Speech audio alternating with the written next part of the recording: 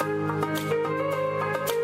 me say good morning to the listeners, good morning to those of you viewing GBN TV, wherever you're at, good morning to you, and certainly happy to have you with us this morning. Let me say good morning to those of you via our social media platforms, Facebook page, YouTube channels, good morning, thanks for being with us. GBN's webpage, there's always lots of folks there, and thank you for being with us this morning, and welcome once again. It's to the point, it's Monday, the 3rd day of February, sir. Kicked off. Good morning, Mr. McIntyre, how are you doing this morning? Good morning to you, GT. Imagine we're in a brand new month already. Yeah, and 3 days gone. And 3 days within it has already moved on. Yes. Man. So pleasant good morning to you.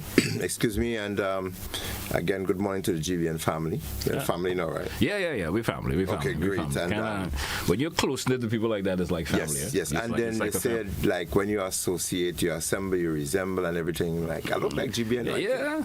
I told you what to say. I look like GT, you know. Just going to get frightened. So let me also say good morning to our listeners, our followers.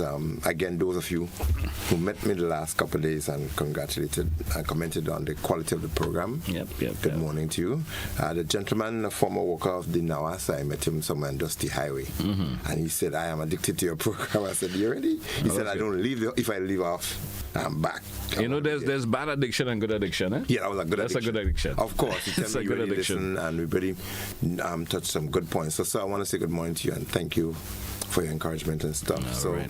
Again, it's just a pleasure to be here. Monday morning, it is Independence. We probably will talk all about that too. A couple of days. Yeah, things are happening. The next couple of days, Independence. Yeah, well, Independence. I see you already pouring out some of the colors. My colors. I've been doing that during the course of the week. Yeah, I have my color, I have my red, my yellow, a little touch of green here, and I haven't gotten into the groove 100%. You should. I haven't gotten into the groove 100%. You should. Probably Colors Day is the 6th, right? It's the 6th day of National Colors Day. Yeah. And then of course the organizers have asked everyone to wear their national colors on that day. And it's always lovely to see folks in their national colors. I like to see the folks who have put, mesh the different colors together. Yes. Very creatively. Creatively, it looks very unique. I like that. Something about our colors is outstanding. Yeah? It's outstanding. The red, the gold, and the green. Yes. Whatever twist and turns you put into it, it just looks wonderful. Yeah, but you shouldn't put really a twist and turn into this. Well, I'm talking in terms of an outfit. The color itself. Not actually the national flag or anything of that nature. Okay. But when you use the colors in how you combine the colors, it looks great. And I think too, as you mentioned, that it's one of the controversies that we've been having a lot in terms of the color and the placement. So once it's in an official capacity or otherwise, for people who less learn and know about it, it's red at the top. Yes. It's the gold in the middle and the green at the bottom. That's the way it should be. And if you're going from right to left, it should be in that order. In that particular order. So the green to the bottom, the gold and the red, or red, gold, and green. And it doesn't matter which political party forms the government, that doesn't affect our national colors. Some people actually look at it that way. And they you put in this one first, or you put in that one first. And I actually saw some people doing that last year. Was it last year? Yeah, or before. Yeah, last year I think it was. When we were having the 50th anniversary. That's correct. Yeah. And some people trying to correct it. I said, no, it's NDC's time now. The yellow has to be at the top. I said, no, not quite. It has to be. And our patriotism actually shows up. And I think there are some criticisms in terms of painting the colors and so on. I believe that if we have a heightened period, while the black and the white is okay to show up on some street spots and hazards areas, but I think our national colors, there's no ill in trying to amplify it, especially around independence. Sometimes it is overdone. I agree. But I think we should continue, showing that sense of patriotism by highlighting our colors. And it has this implication. I hear people visit us and they speak about, you all are very patriotic, we see your colors around, but if we tend to shadow it up too much with other things, it doesn't. It should always overpower everything else. Yes, it should. And especially when we have a particular time when we are celebrating. And one of the things, forgive me, we're speaking about independence because it's current. Yes. Last year, we did such a fantastic job for 50 years. Yeah. And I'm hoping that it is seeming now that we blew it up really big. And this year, you're getting a feeling that not so much. I'm getting that feedback it's too. pushed and people not getting that low key kind of notion towards it. I'm not sure reasons why, but I'm not forgetting even from the organizers too. Yeah, there's not much that push, even though they're out there speaking. I had, of course, Mr. Alexis with me last week and so forth talking about it, but you're not getting that push as we expected from it as we did last year. Well, obviously it wouldn't, because I mean it's a mark. It's a milestone, a significant milestone, and so when you have milestones, you go the extra mile. But that shouldn't overshadow our sense of nationalism, our sense of patriotism, and so forth, that we would want to be able to do and speak and reflect. So especially the community programs. GBN, I commend you again for your Oil Down Independence, a successful event. I want to say, of course, congratulations to Baines Eat and Delight. They won all 3 categories. Oh, they did? Yeah, all 3 categories. And the national colors were reflected in the Oil Down. Yeah. The yellow, the green, the gold, and all of that. So, congratulations to them. I said yellow, green, and gold? I hope you didn't say that. Well, the oil on the yellow is always dominant, right? You may get away with it for that part of it. You may get away for that part of it. Right. But all in all, it's good. The spirit is here. I'm looking forward to the military parade and the meet and greet event at the National Stadium. And you did mention you'll be part of the commentary team. Oh yes, usually I am, and they've invited me this year to be part of the commentary team as well. Right. And we're hoping to do as usual, give followers a good, impression and view of what's happening. We want to be able to make people feel that you're not missing out because you're not there. Because not a lot of people, and especially with the diaspora, they give us a lot of flowers last year for the quality. I always commend you on that, because sometimes you listen and you get a full understanding of what is going on. Sometimes you listen to commentary and you get the folks that people are just biting along as they go along. Yes, you understand. But when you listen to folks who are doing it and they have the actual know-how, what is taking place, especially with the parades and stuff. Good. What the salute means and what this means and what this means. It gives you able to follow on as it goes along. Not you coming up with your own interpretation of what is taking place. Right. You listen to the commentary. And I think that's where my entry point was. They figured, well, we need somebody with that kind of a background to be able to give formal, official, credible, the know-how about what's happening. And I didn't want that to happen, but people tend to believe now. They say, well, let's look at my television and stay at home. It feels better than going to the stadium because we do not get as much information.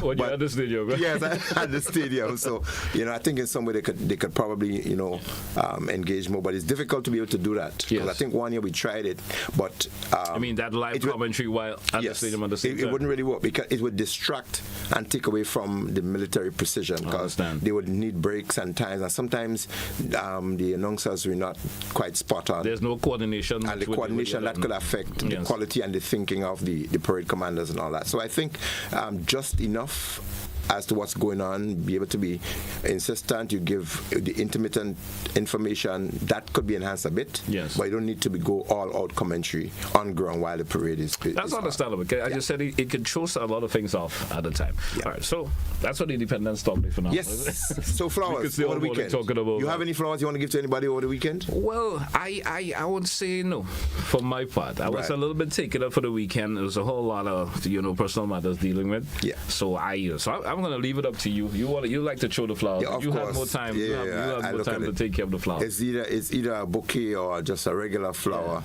and I throw my flowers not at funeral. I throw it at celebrations. Yes. Great. So I had the opportunity to spend some time in the Grand Dance area last couple of days, around the Vendors Mart. Yeah. And I want to openly commend the Greenland Tourism Authority for the work that they put in. One, I was there and I saw the bathroom facilities. Yeah. People were inquiring on using, and there's a small fee to maintain it. When I went in to look at it myself, when I came back out, I had to commend the authority and the lady for the quality and the condition being kept. I said, ma'am, congratulations. I commend you guys. The facility is well kept, and that's what needs to happen. We should be able to pay and get quality service what you do. And even if you don't pay, but there are certain things and places that you need to keep a certain standard. And that place in particular, bathrooms are important. It was clean. It was disinfected. You could have smelled the disinfectant. The aroma was there, and the tissue and everything, they were in place. So I could really congratulate them for that. Right. And the other aspect I saw was that the vendors themselves, most of them were courteous to the tourists, which is cool. They were wearing their IDs as well, and I commend them for that. So it seemed as though there is some focus on ensuring that happened. And the approach to the visitors, there were people on the beach line, there were people who were offering them drinks and the things to sell. And in my opinion, I think I saw almost 100% of the persons who were interacting. Yeah. They actually had the IDs and they were very courteous to the tourists.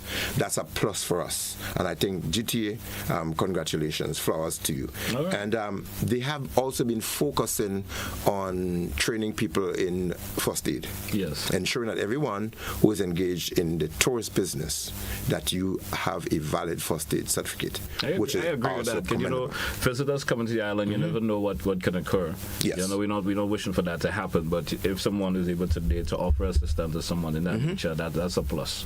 And if I see and I give the flowers, I probably see something that we can enhance. Yeah. And there are two things that came to me. One, I think the wardens and the police and other, they should be out a bit earlier, because the tourist ships and so on, and the vendors, there was a lot of people on the beach last week. And so you don't see those obvious wardens or police that, ensure that peace and tranquility is always maintained. Yeah. And it is easy for something to go out of hands.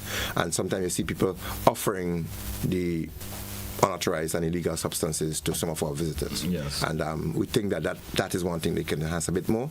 And the other aspect of it, I look at safety, and today our focus will be on safety at festive time and at our recreational sites. Yes.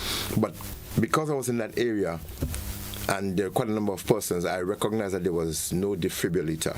And when I speak about a defibrillator, I think about an AED, automated external defibrillator, and that's an instrument that will help if somebody has a heart attack or they collapse and there's the absence of a heartbeat or otherwise. So while people or somebody may try to do CPR, the AED would help in the resuscitation process. So you're saying you recommend maybe a room where these equipment could be stored, should be stored and kept. Not in an. There's a place. It has to be in the open where people know and have access to it. Okay. And there should be people.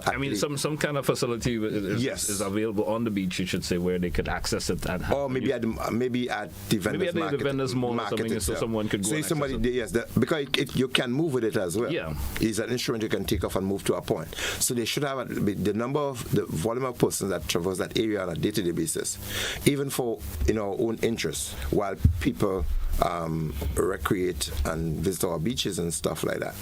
I think that these sites, including the vendors mall, they should have at least one AED established, and that's a safety concern. All right. We're getting there, but yes, we should. Should more could have been done. Your take on the lifeguards? You do the lifeguards on the beach and stuff like that. Your take on that? And the lifeguards, it's a progress from many, many years ago when we had, and we're going to expand on that later on.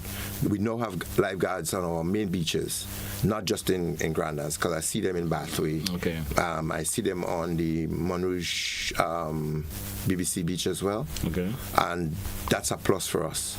And I wanted to inquire of them as to their level of expertise, have a conversation, and as to how often they do the refreshers and the status in terms of the complement, how many of them are there and how that's a little conversation I would be want to have with them. I didn't have it, but they were very obvious, they were conspicuous in the points where you think the risks would occur most. And I think the guard stands that they build on the beaches, they would give the guards when they go up at a certain height to be able to look down the beach up and left and right to be able to provide that service. It's a commendable initiative. Right. We need to see it more across our sites as we expand on that later on. All right. We drew for our first break this morning, Mr. Mac. Let's take it. When we come back, we get into the conversation. Stay with us, folks. To the Point Classic Radio, GBN TV. We will be right back after the break. Don't you touch it dial. Love Fest. Who single? Who taken? Who looking? We want to know, and we're going to find out. February 15th is all about Love Fest. Quarantine Point is the place to be. Boys here alongside the Bad Squad band going to be live and in living colors, up close, personal, and very intimate. So make sure and get your tickets right now. It's only $100, but if you're coming in couples, it's $180. So make sure and get our tickets right now. Ladies, it's all about you, right? We don't want everybody to come out. Single people, married people, everybody couple up. Just come out, man. We're going to have a good time, right? Love Fest is a place to be.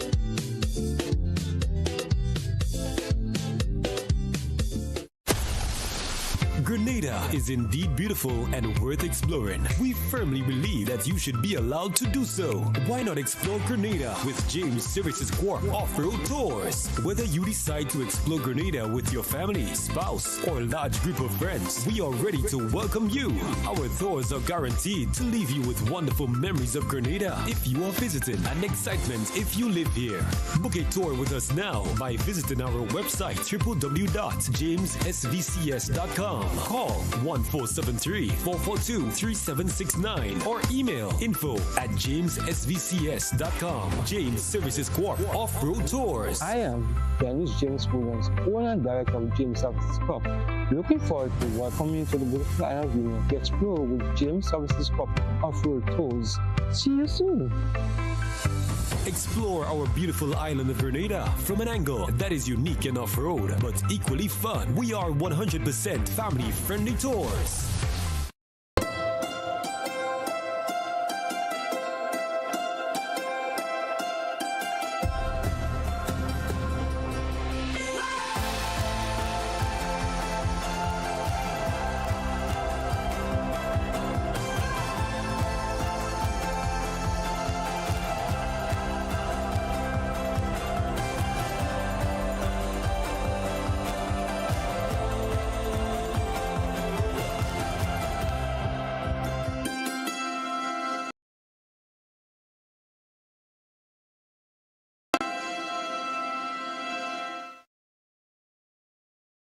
Looking to take your business to new heights?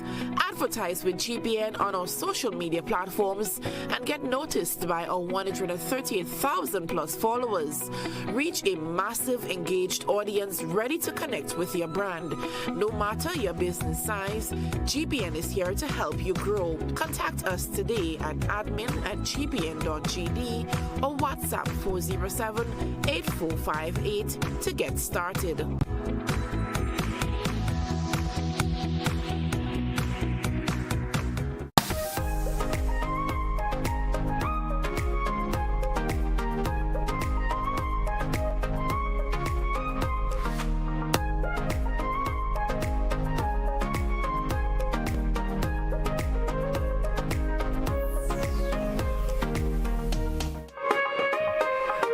Once again to our listeners, welcome back. It's To The Point, Classic Radio, GBN TV. Mr. McIntyre, welcome back once again.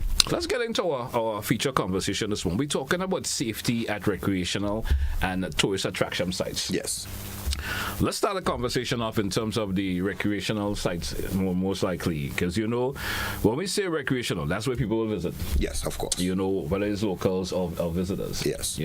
And safety at these sites are pivotal. Critical. It's very, very critical for folks to be, have that level of safety while they're there. Mm-hmm. How you want to approach this?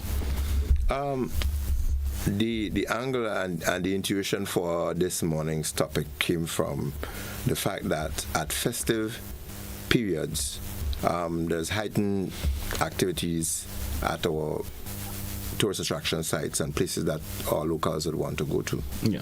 And every time, basically, we have sometime a festive or maybe a holiday time or so, we may either have serious injuries occurring, or sometimes we have fatalities.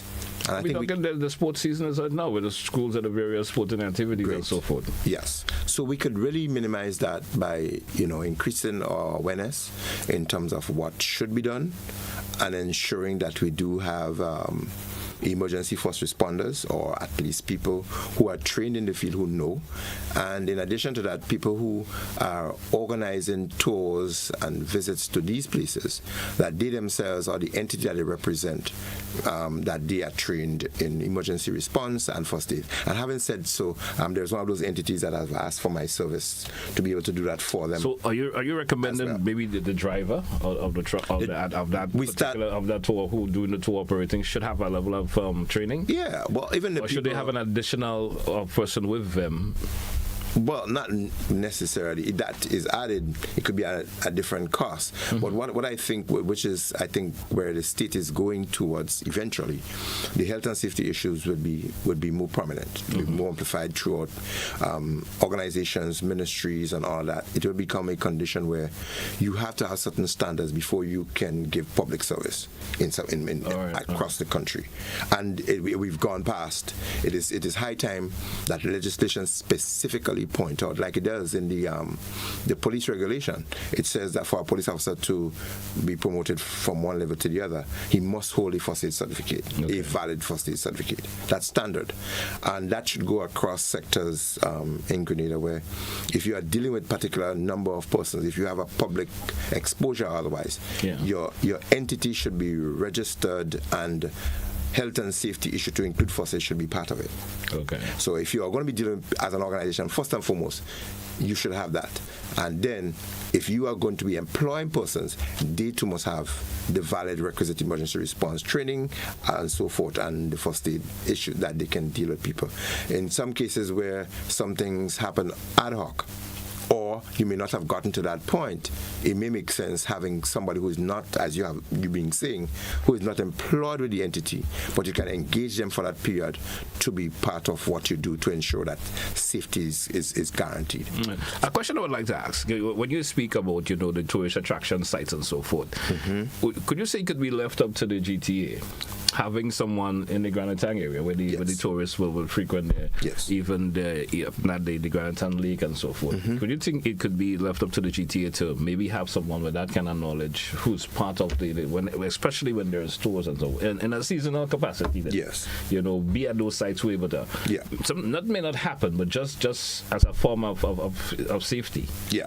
Well, with due respect and commend to GTA, they've done their part in ensuring that people who require their license, they have a first aid certificate. They've done that. But I think we have national parks and forestry and all that, under which places like the Grand Etang National Park will fall under. So it is also an extended responsibility for them to ensure that their staff, they are also trained in their own interest.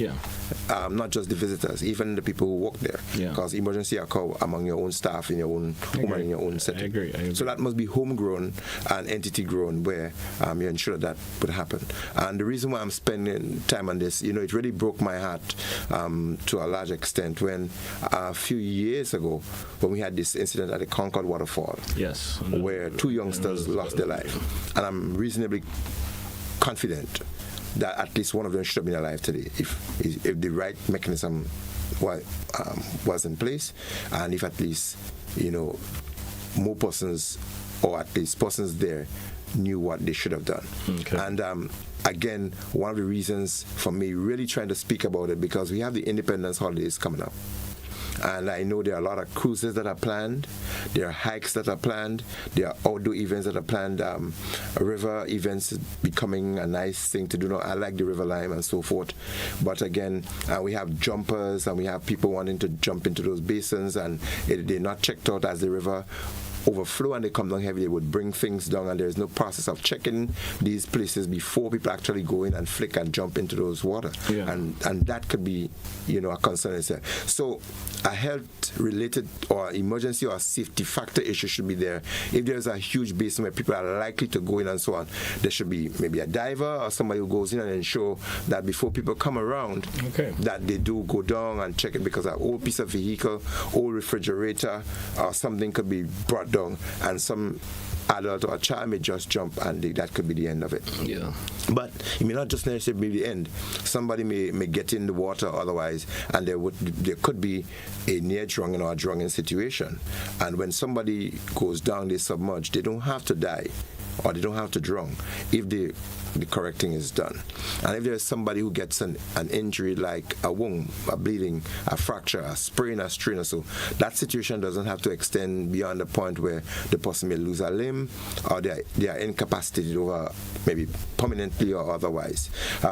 So if we have those measures put in place, we have more persons trained. For instance, if you're going to be dealing with water, in the absence of lifeguards, and even when you have lifeguards, it is even better to have these extended strings with flotation, with like the tubes or other floaters that you have, where you can throw it out to persons that they could grab onto it and you pull them in, rather than people trying to swim to get them out.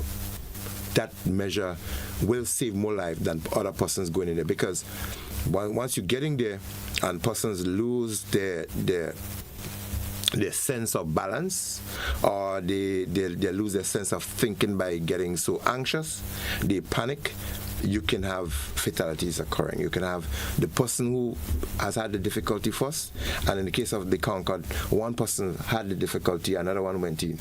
And the other point, as I'm running on that, alcohol and food, they do not go well with swimming and diving. Alcohol and food. Alcohol and excess. And excessive food. That's correct. Yeah. Because what happened when you use the alcohol, it acts against the breathing process, the respiratory process. When you go, the alcohol itself will increase your heart rate. It will push for your heart to beat faster. And then the food that you eat actually bulges the stomach and compresses the lungs, and that limits your ability to breathe much freer. And so when people again jump into the water, that sudden splash into the water creates an impact. That impact pushes the air in a particular direction. If it has restriction, it's gonna cut the flow off very easier. Yeah, and so when you hear people say, "I just eat it, I'm going in the water," what happens in the stomach as well, with the bang and the splash, is gonna push the stuff back up, and it's gonna cut off the flow of anything that you want to do from the nose and the mouth coming downwards. It kind of pushes and it can choke people, and you can have fatalities occurring as a result of that. So that excess amount of food and alcohol, they do not go well with swimming or water activity. So if you know you're there and you're drinking or otherwise and you're eating heavy, do not try to jump into the water or do the belly splash and all of that. Trust me, it's. I mean, there are folks who always think it's okay. You know, you probably at a little beach party or so, or you visit a river and so forth, and you feel, well, we're cooking and we're eating, and you know, you had a lot, right? And you feel after that, now you jump into the water. Yeah, I have seen it done from time to time already. It's not a good idea. No, it's definitely not a good idea. And my inquiry. In terms of some of the fatalities that we had and some of the injuries on those sites, is that people have been involved, especially in the use of alcohol. Mm-hmm. Alcohol destroys your equilibrium by many ways, and your sense of thinking and what you do is going to distort that. It gives you a false sense of distance and feeling and all of that. So it's really not a good thing. So despite you are on those sites, you're recreating and otherwise. And the point is, we sometimes speak about drinking and driving, and if you drink, there should be a designated driver who doesn't drink or consume alcoholic beverages. Yeah. There should also be a safety lookout person at any site. Somebody, if not employed, but somebody is like, it doesn't have to be like a system or a structure really, really organized. It's just that if we're going to be there, somebody should try to find out who knows first aid. And we're getting to the point where we're going to be training so many persons across country that if something happened, there would be at least one person who would know or have an idea as to how to deal with certain situations. That's the point where we want to get, that at least every household in Grenada have a person who understands how to deal with emergency response. Yeah. But I'm saying specifically when we have holidays and peak times of the year when people want to go to the beaches and the river, you must try to ensure that somebody beyond the regular understand how to do emergency scenes management and how to render some assistance if something happens. And I don't just speak about the issue and identify the issue without giving some recommendation or giving people some ideas as to how they can deal with that. So before we conclude this segment, I will run through a few steps, something that people can look for, and something that you can do if you don't really have an official first aid kit, you don't have a doctor, a nurse, or a paramedic, or somebody who's there. There are some basic things within the environment in which you're operating that one can use to ensure that some safety measures. All right. Let's take a break. When we come back, we talk about those safety, of course, that you can do to, of course, and it can help to save someone's life. Yes. When we come back. Stay with us, folks. We'll be right back after the break. Don't touch it out. Let's to the point. Classic Radio, GBN TV. We'll be right back. As Grenada get ready to celebrate 51 years of independence, we will also celebrate 51 years of Oil Town. On Saturday, February 8th, Show and Spoil Shop, together with Coca-Cola, present the annual Oil Town Fest 7. Oil Town Fest 7 at Good Hope Playing Field in St. Paul's. It's Oil Town and more. Finger-licking Oil Town. Start time, 10 a.m. in the morning. Oil Town will be judged at 4 p.m. This is going to be a family fun day with bouncing castle for the kids, prizes to be won, live performances by Solid the Band and the Coca-Cola Rhythm Section with some reinforcement by Papi.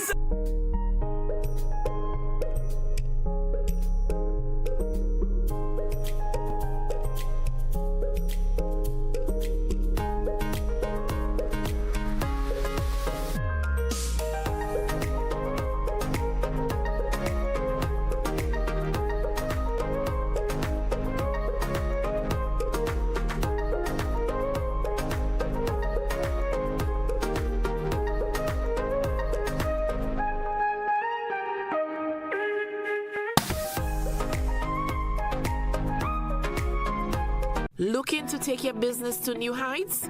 Advertise with GBN on our social media platforms and get noticed by our 138,000 plus followers. Reach a massive engaged audience ready to connect with your brand. No matter your business size, GBN is here to help you grow. Contact us today at admin@gbn.gd or WhatsApp 407-8458 to get started.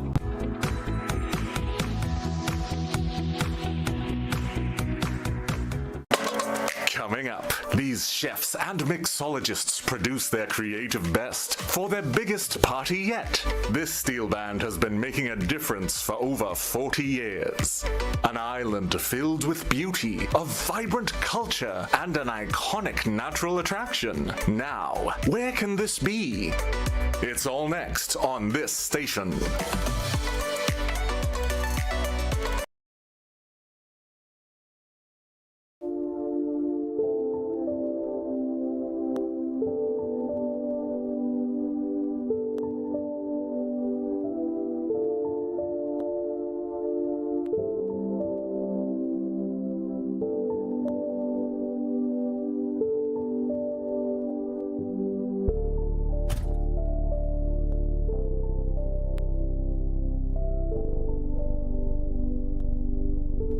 Wait to see my granddaughter.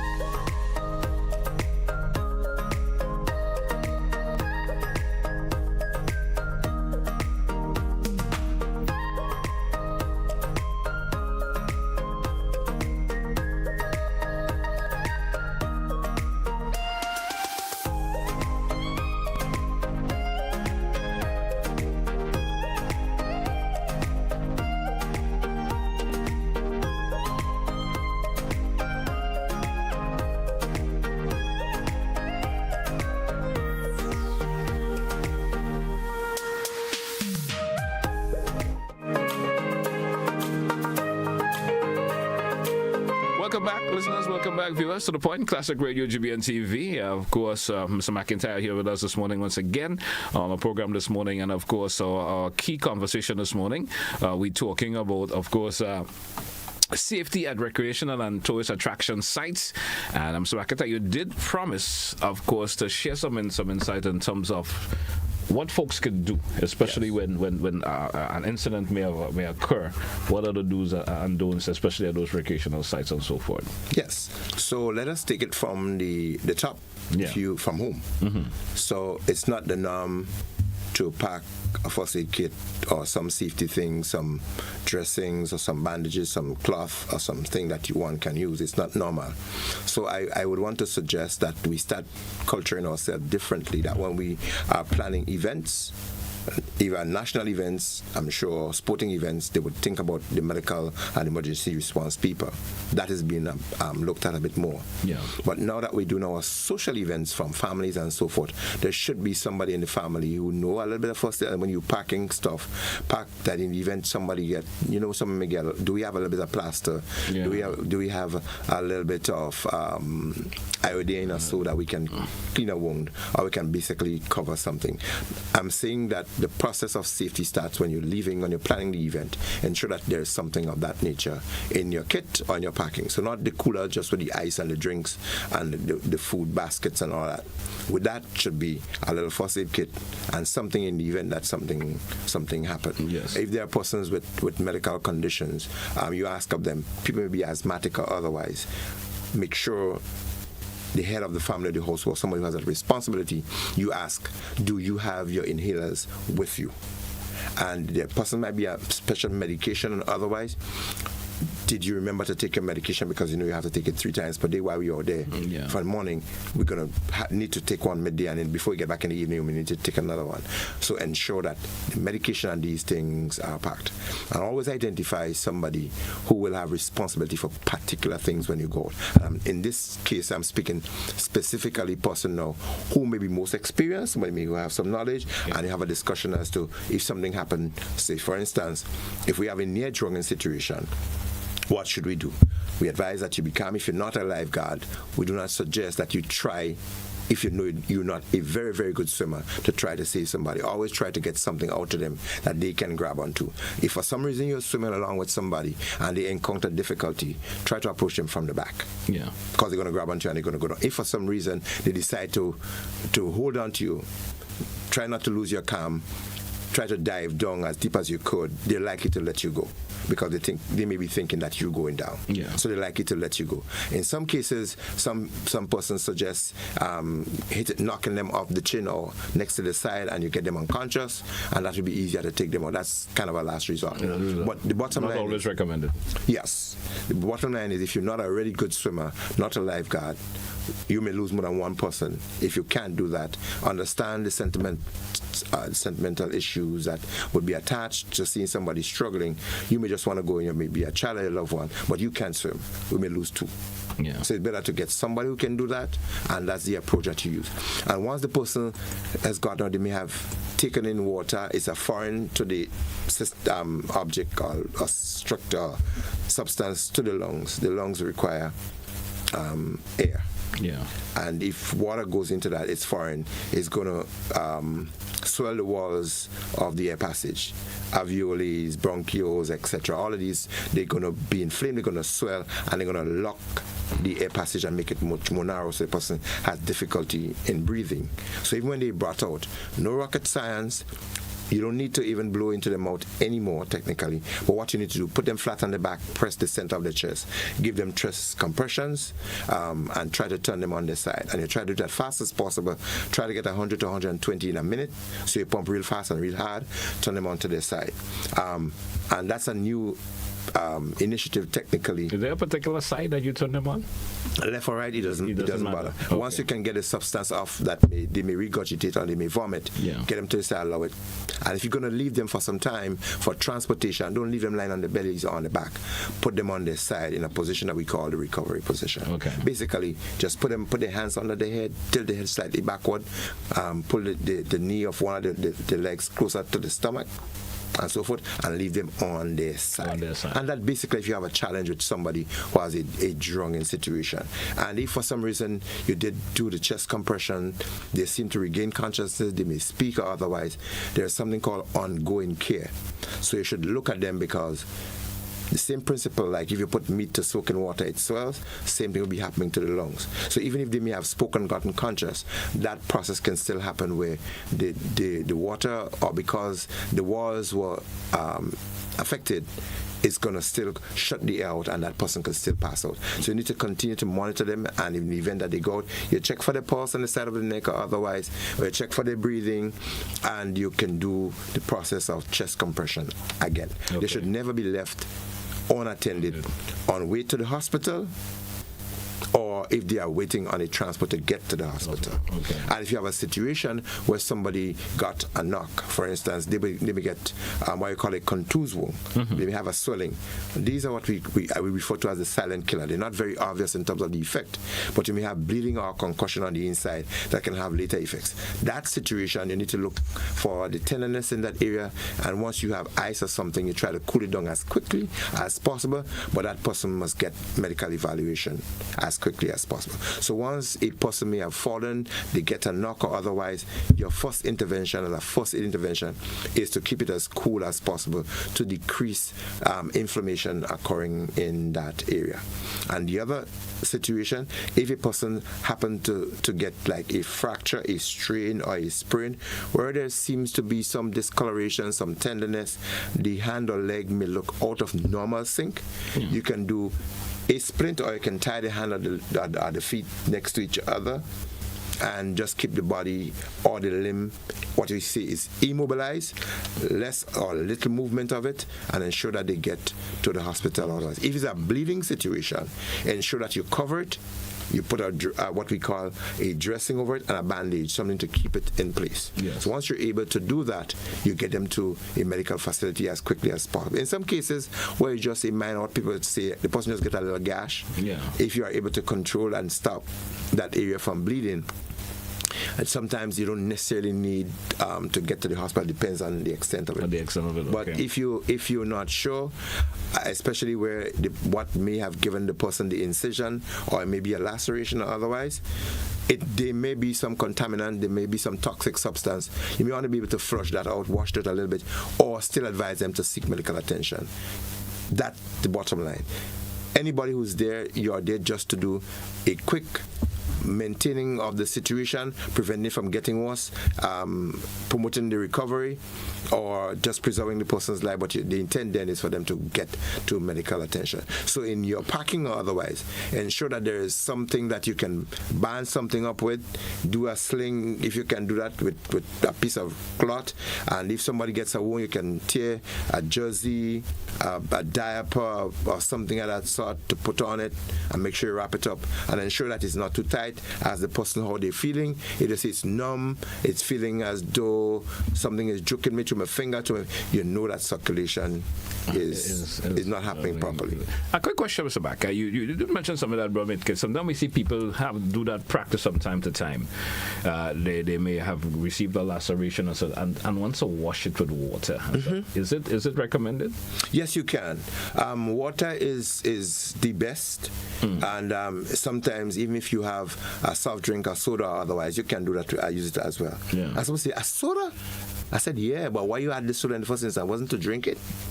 So if you suspect, it is not the best thing because of the sugar and the other thing, but soft drink and these sodas are supposed to be made with proper distilled water otherwise. All right. And so if you suspect that wound may have some toxic or contaminants in it, even if the first thing is to check what may have caused it, because there may be some direction on the can of the substance as to what may have caused it, and they may tell you what first aid application you could. Yeah. But in general, if there's a rusty something, there's some can that may have had something in it, rather than covering up what may be in that wound, it make good sense to just flush it out with some water, and if you have a soft drink, it's okay to just flush that area out, dry it up a little bit, and put a dressing on it. I hope that clears up for you. Some folks may feel that you can use those things. Oh, you can. You can use those things. You can. In the situation that you're in, and that is an emergency situation. It's not always what you should do, but it's not the ideal, but it could, because I would prefer somebody.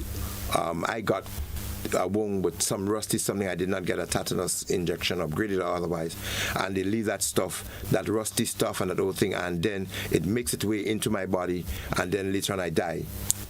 I would prefer that I have a temporary condition that is brought by something that is not perfect, rather than having something that could cause me to lose my life. It's just a matter of flushing the wound out. It's just a matter of flushing the surface out and so forth. And when you have an open wound, it's always better to get it, the skin or the tissues to be attached to it as quickly as possible. Because you delay that process, and when you get to the medical facility, if they intend to suture, to what people say, sew up the event, if you leave it too long, that process of healing back and so forth, sometimes it would not happen. So that's why when somebody goes to the hospital with a wound that is X amount of hours beyond, some of them a day, 6 or 12 hours, they may tell you, well, it may have required a suture or suturing, but we can't do it now because you came too late. Right. So you want to avoid that. So when something happens, what you want to be able to do is ensure that you are first able to control the bleeding and cover that wound for infections and otherwise, and for the clotting and healing process to start as quickly as possible. All right. And I certainly hope some of our listeners and viewers this morning who may get into a situation of that nature may follow some of the instruction that you mentioned this morning. And these practices could make a whole lot of difference in terms of, someone's life or the sort, not going to the extent where they could have their lives lost because of that, or losing a limb or something because or getting some other contamination that could have been prevented with these simple methods. And one thing I want people to remember that this is not a doctor's advice. This is layman's advice on my background in emergency response and training and so forth. But the bottom line is, if any situation emergency occur, your line of expert information would be the nearest medical facility. In the absence of that, those simple steps that I've given are things just that help to make a difference before you could make a actual difference, doctor because that's assistance. What we've seen happen a lot of times, people's condition get worse because the first intervention was either too late or inappropriate. Or nothing was done at all. Or nothing was done at all. And there are a lot of times, I'm seeing it a bit more now where people are beginning to intervene, but we see people standing back because they don't have the confidence of doing certain things. They see it as a video moment or a moment. They take a shot. Take a picture or make a video of the incident instead of offer their assistance. I saw that day with an accident, and instead of folks was offering assistance, they were like on their phones making a video. Before the offer. That is outrageous. Unacceptable. All right. Hey, folks, the lines will also be open for you shortly if you want to, of course, contribute to the program this morning. Anyway, maybe we have mentioned this morning, may have spurred your interest just a wee bit, and you want to follow up in terms of asking a question, as you really feel free to do so. 435-2041. And once it's within the reach the scope, Mr. Mac will certainly will be able to answer you. So, Mac, we want to move on to, There's an issue that we want to bring up in terms of traffic and road safety and so forth this morning. I want us to touch that a wee bit, especially when it comes to trucks and so forth. You've been getting having some conversation with individuals who have some concerns that's related to that. Let's hear about it. So very soon we'll be having a more expanded conversation about the safety on our roads relative to those special licensed trucks. Yes, they are a menace in a lot of ways. And we think that a lot more could be done about it. So we're going to be expanding on that safety concern with the horns, the escorts that they need to have, and all that. Those are some real concerns about those trucks and the effects and damage that they're having on our roads, and the intimidation to road users and how they treat them on our streets. We'll be having a larger conversation on that soonest. And the other one, as before we missed it, the concrete trucks, those mixers that are going we've had some problems with that, especially now in the St. David's area. I had a caller who mentioned that works on that road, but there are a lot of trucks that are spilling those concrete onto our surface. I remember the police stepping in on a few occasions and dealing with people, having them cleaned up, and they could be fined for it. There's a fine that's an offense, and there's fines allocated. So those are some of the things we want to expand on a bit more on our streets to ensure that we can have better safety on our roads. All right. We do have a caller. Caller, you're live. Good morning. Yeah, Mr. McIntyre, good morning. Good morning, I'm Mr. Telesford. I have a question. If there is a company going to erect a plant of any kind, for manufacturing thing or in a large scale of things like that, in any community, don't that company has to have consultation or persons who are responsible shouldn't have consultation with the community where that plant is going to be erected? Question, that's number one. And let me give you my complaint. I live in Woodford, and there's a company setting up a plant.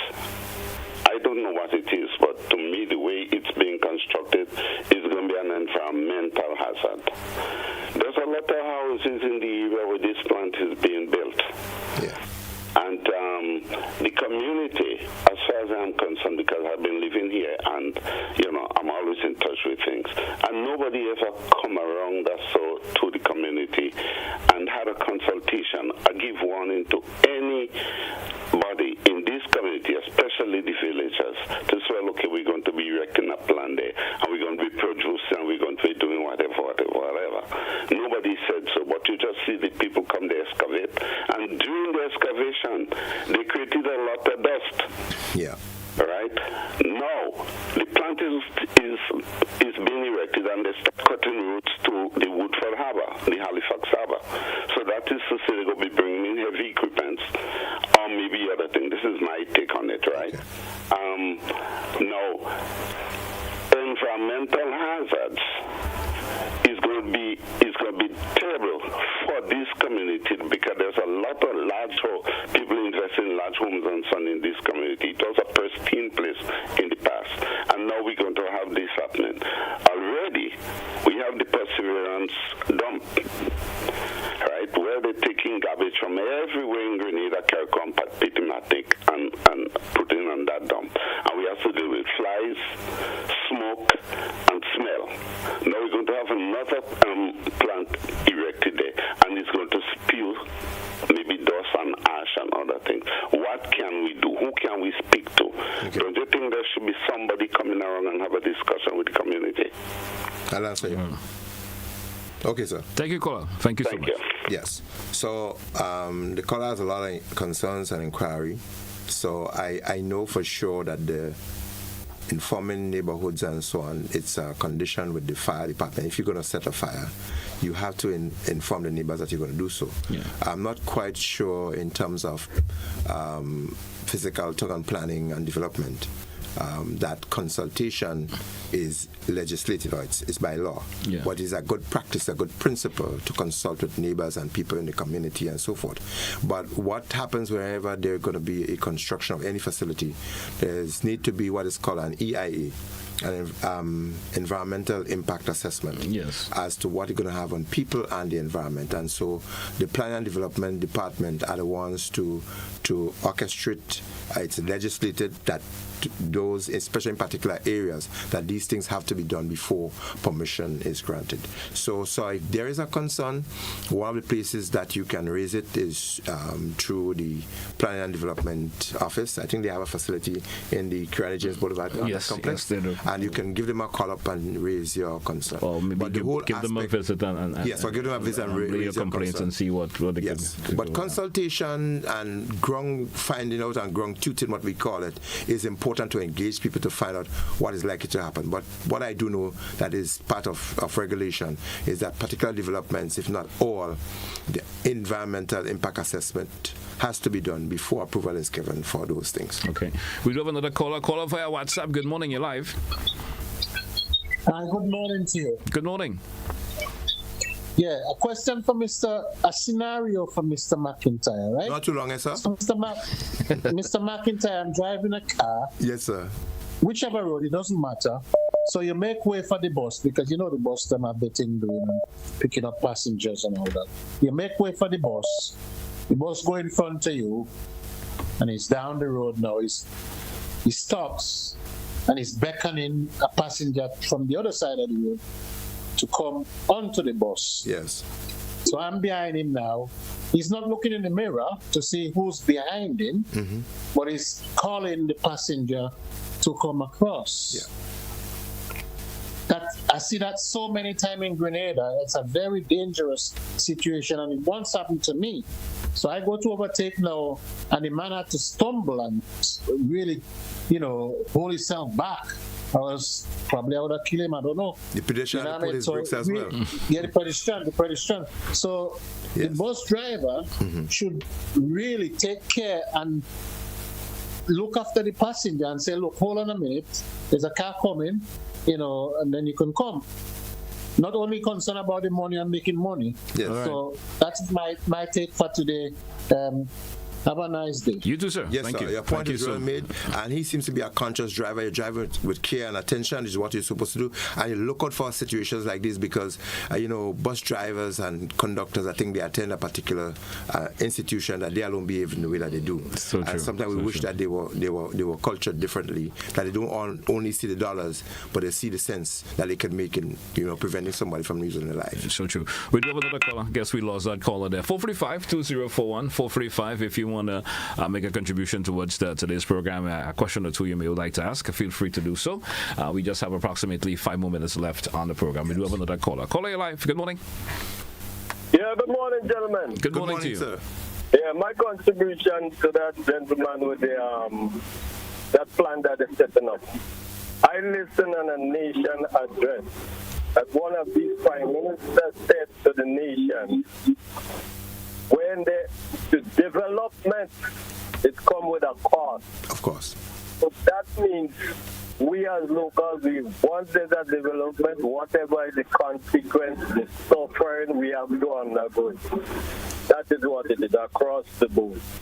And secondly, with this trucking and so forth, with the indicators, with the heavy equipment crossing on the road, it didn't be Grenada yet, but I see one of those countries that, because the disorderliness of it, they make it a must that anytime they want to move, they have to get a police to escort them because they had the privilege of themselves doing it and they're not obeying, they're doing a lot of craziness. Thank you. Thank you, caller. Appreciate your contribution there. Yes. And great contribution there from that caller. Certainly made a whole lot of sense in relation and to we hope that we don't have to get to that point, but if it means what he's identifying there is a matter of regulating and regimenting that process a bit more in the interest of the safety of people generally. So yes. Let's take another caller. Caller, you're live. Good morning. Good morning, caller. You're live. I guess the caller has left us. For some reason, I wasn't paying attention. 435-2041. 435-2041. We have another caller. Let's take the caller. Caller, you're live. Good morning. Hello. Good morning to you, sir. Go right ahead, please. Mr. McIntyre. Yes, sir. I was hearing that when you intend to cross a pedestrian crossing, make sure that you make contact with the driver in a vehicle. Now let me ask you this. I don't know the texture, the tints, but a highly tinted vehicle, can you see the driver in his highly tinted vehicle? And at the same time, I'm asking you, who has the prerogative to cross or possible to come over the pedestrian crossing? First, is it the pedestrian, once you see him or her standing on the pedestrian or the side of the pedestrian crossing, do you think he has the priority to cross first, so the driver is supposed to give him the way through that he should pass, or is it the driver that must go ahead and the passenger wait? Answer those questions. Thank you, sir. Thank you. Oh, that aspect doesn't need a lot of elaboration technically, because it's all responsibility on pedestrians as well as drivers.